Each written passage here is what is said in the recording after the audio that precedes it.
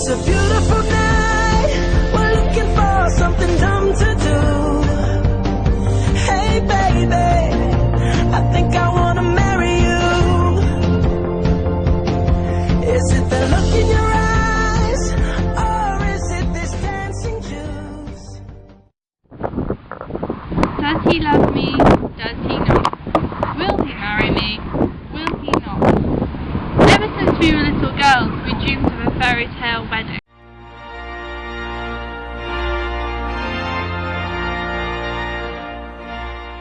But the reality is that not all weddings end up happily ever after. Sometimes they end up in divorce.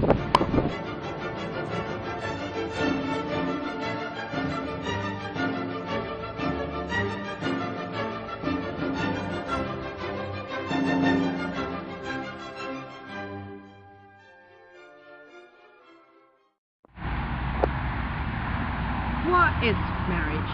Marriage is love, love is blind. Therefore, marriage is an institute for the blind.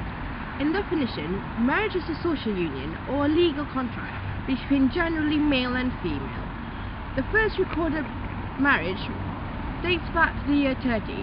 However, at this time it was a private ceremony, generally between male and female, performed at church.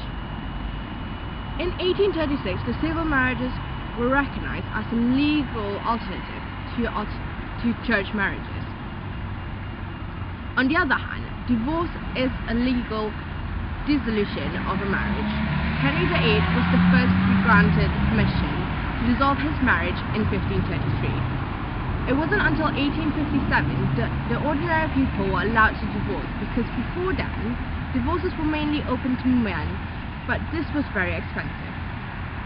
Divorce has been in favour to men till the White and White case in 1996, where in this case Camilla White challenged the court's decision, and this was the landmark, because since then assets were separated fairly and female were recognised more. We wanted to investigate the changes of marriage and divorce rate over the time. We used the data set from the Office for National Statistics and created this chart. As you can see, the rates per 1,000 population of all ages are represented on both axes, while the time is down below. The yellow bubble represents the marriage rate, while the blue bubble represents the divorce rate. Let's see what happens over the time. Now we see that the rate of marriage kind of fluctuates around the value of 6, meaning 6 people getting married per 1,000 population, while the divorce stays quite steady and starts to slowly increase, while marriage experiences a massive increase, and divorce increasing very slowly and steadily. And here we go, all of a sudden the divorce marriage rate decreases slowly, while the divorce rate increasing steadily, and all of a sudden this is the year 2007. We see the massive change from the year 1871, when we started, till the year 2007. All of a sudden the marriage rate decreased to number 3.9 people getting married per 1,000 population, while the divorce rate increases to 2 people getting divorced per 1,000 population. Now let's see the overall time series. As I said, we can see the fluctuation, and here we go, the first peak at the year 1915, which is the time when England was bombarded by Germany. Then we experience this massive decrease and another peak over here, and then decrease, and a biggest peak at the year 1940, which is 1 year into a Second World War. Then we experience a massive decrease and another slow increase of the marriage rate, and some fluctuation, but the marriage rate decreases quite steadily over the years. And now we see with the divorce rate, it stays quite steady, as we've seen at the other graph, and then slowly, gradually increases, and we experience a first peak at the year year 1947, which is 2 years after the Second World War, then we're experiencing a decrease and again another increase in the divorce rate, which is around the time of the third feminist wave. And then here at the year 2003, from then on, we're experiencing a decrease in the divorce rate. After researching divorces in the UK, I wanted to see how a country like India would compare. In 2009, edivorcepapers.com reported that out of 100 marriages, 43 of them got divorced.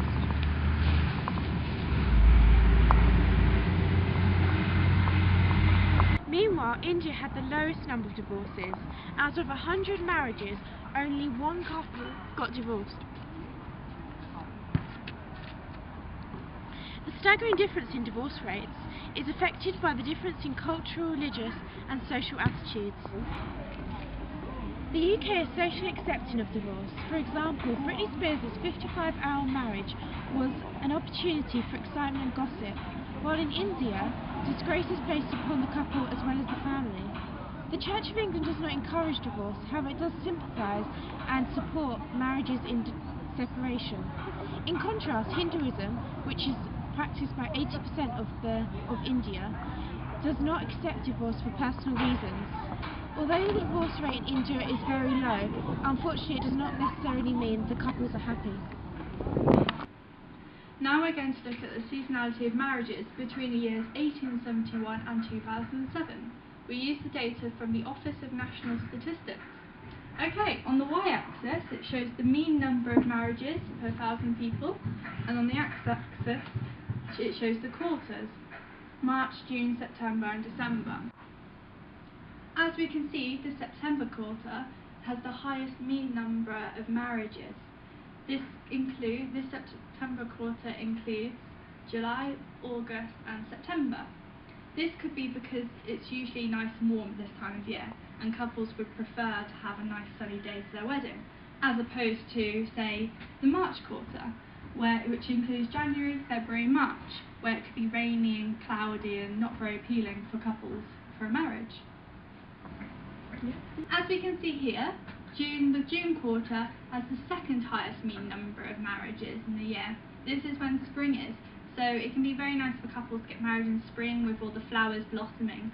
However, this is also when the April showers are forecast, so usually couples want to keep away from that. And in December we have Christmas, so a lot of people are already busy with Christmas preparation, so they may find a lot of people may not be able to, get out their busy schedules to come to a wedding. Unfortunately, we were unable to gain any information on the seasonality for divorces. This is because a divorce can be a long process, so it can be hard to find any seasonality for it. However, we did manage to retrieve a chart from a statistical bulletin from the National Statistics website. As you can see, it shows both the male and females, and it shows the different age groups for the two sexes. We can see here that the number of females divorcing in the early years are higher than the number of males divorcing.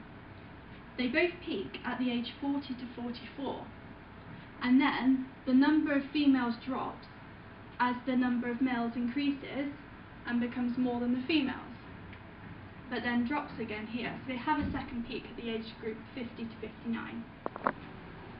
Curious about the future? According to the paper from National Statistics released in 2010, the marriage and divorce projection into 2033 shows that the proportion of married people would decrease from 49% to 42%, while the proportion of those who will divorce remain unchanged.